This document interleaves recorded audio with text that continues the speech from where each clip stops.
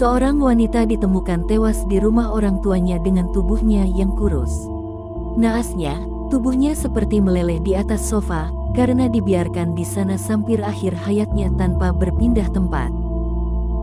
Kejadian ini diketahui pada tanggal 23 Januari tahun 2022.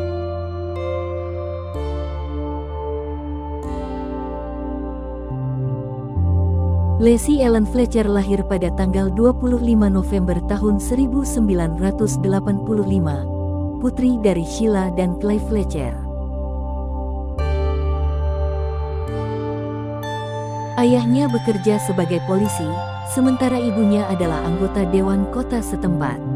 Saat masa remajanya dia gadis yang periang, namun saat menginjak kelas 3 sekolah menengah pertama, dia harus berhenti pergi ke sekolah dan mulai belajar di rumah. Sebelumnya, semuanya tampak normal. Gadis itu memiliki teman-teman dan bahkan berpartisipasi dalam tim voli sekolah. Namun dia menderita fobia sosial sebagai akibat dari sakit yang dideritanya. Meskipun menjalani terapi selama 3 tahun, Leslie tampaknya semakin memburuk.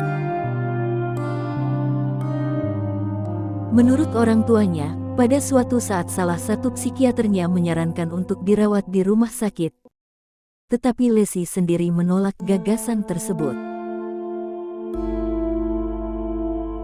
Tetangga Fletcher, Robert Blades, mengatakan bahwa dia terakhir kali melihat Leslie pada tahun 2005. Saat itu, gadis tersebut berusia 21 tahun dan berada di luar rumah sedang berolahraga. Robert mengatakan bahwa Leslie selalu kurus dan sering terlihat membawa dumbbell serta berlatih di halaman rumahnya. Sejak tanggal itu, tetangga-tetangga mengaku tidak pernah melihat Leslie lagi, namun orang tuanya sangat aktif dalam komunitas dan sering beribadah di gereja setempat.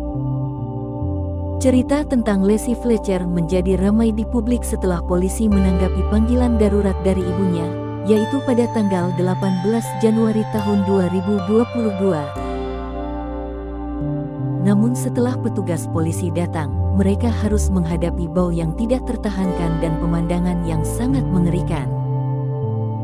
Leslie, yang diduga menderita sindrom neurologis langka, ditemukan duduk di sofa yang sudah rusak dan berlubang. Di lubang itu kakinya menyilang masuk ke dalam beserta urin dan tinja Leslie yang jadi satu.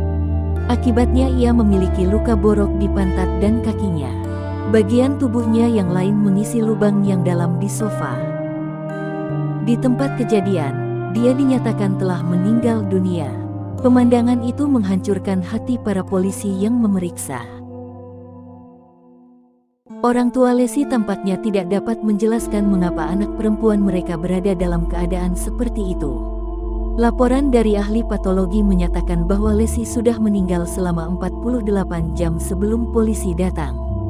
Analisis tersebut sepenuhnya bertentangan dengan kesaksian ibunya yang mengklaim telah melihat putrinya hidup sekitar 2 jam sebelumnya.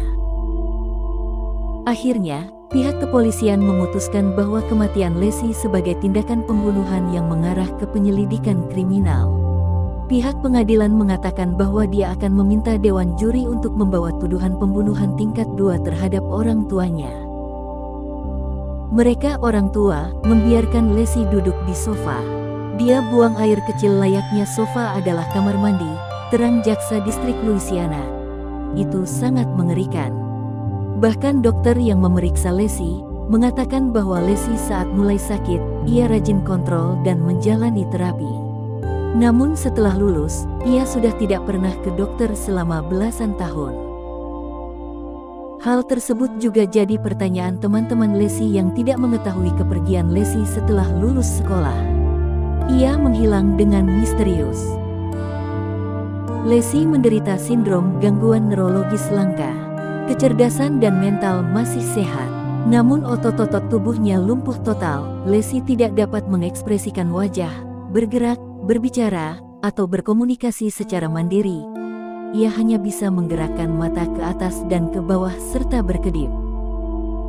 Pertanyaan di benak semua orang adalah, bagaimana mereka bisa menjadi orang tua sekaligus mengasuh anaknya yang sedang sakit, tinggal bersama, dan membuatnya dalam kondisi seperti itu. Dari pengakuan kedua orang tua Leslie sendiri, Mereka bukan tidak mau mengurus anak, mereka selalu membawakan makanan untuk putri mereka dan selalu merawat luka-lukanya. Meskipun Lacey tidak pernah menunjukkan ketidaknyamanan terhadap luka-luka tersebut. Walau demikian, mereka tetap ditangkap pada tanggal 2 Mei tahun 2022 dan dijatuhi hukuman penjara seumur hidup dengan tuduhan kasus pembunuhan berencana tingkat 2.